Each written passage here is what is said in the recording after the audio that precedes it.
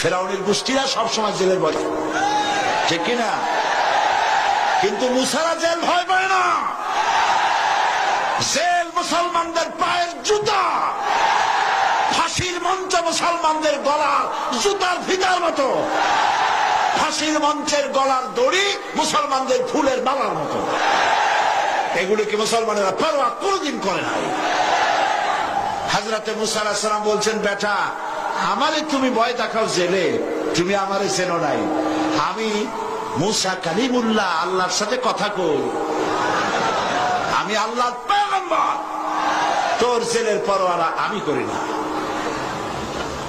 মুসা আলাইহিস সালামের সাথী নাই, সঙ্গী নাই, লোক নাই, জন নাই। মুসা আলাইহিস সালাম বসে আছেন। আল্লাহ প্রশ্ন করছেন, ওয়ামা তিলকা বিয়ামিনিকা ইয়া